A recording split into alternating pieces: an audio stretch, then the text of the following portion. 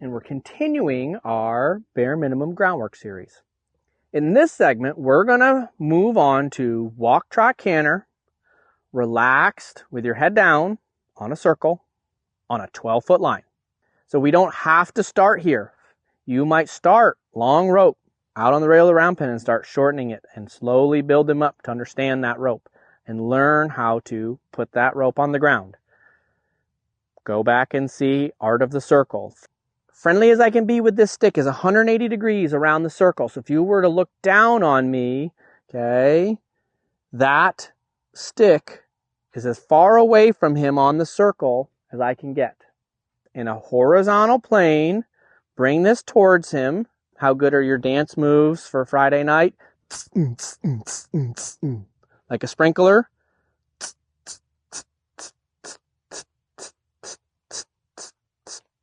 Nose, neck, shoulder, ribs, and hip. From here, in a horizontal plane versus vertical plane, this is never getting any closer to him, so this shouldn't mean anything.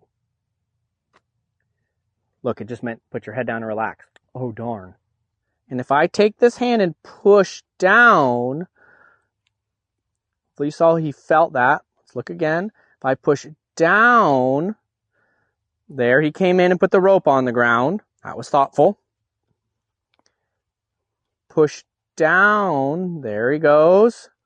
With his nose and neck. I can maybe lead his nose and neck down. Now, if he doesn't understand and feel that, there it goes. I could support with my stick. And shush down on his neck, nose and neck, to help him find the way to feel that rope there.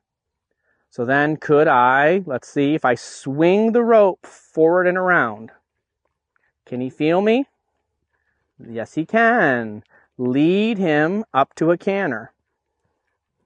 So I'm using the rope to communicate forward and using it at times to stretch and relax him. Now, it might be helpful for me to use the stick as the gas pedal. So the stick shushed him to a canter while the rope shaped him. This is the gas pedal. This is the shaping, the rein. There you go. Good boy. Gas pedal, shaping. So the rope is doing the gas. The stick is doing the shaping to herd his nose and neck down. Okay?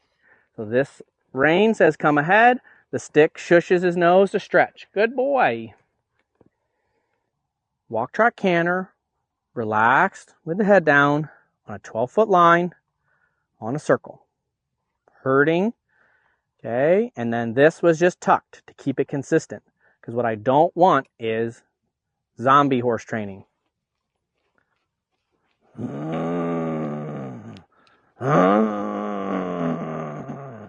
And you're just chasing them around. And it tells me again, this is as a measuring stick, well, they don't yield. They're not halter broke if they can't do this. They don't yield off of that halter. If you don't have the communication skills to the stick to understand what does that mean. Okay? That it's just hurting them, and the more it comes, the more they go. And we can prove that stuff by, again, having it mean relax when we swing it around versus, oh crap.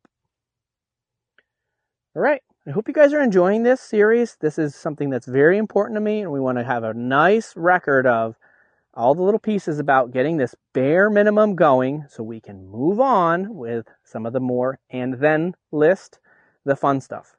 This is just the stay safe and in control.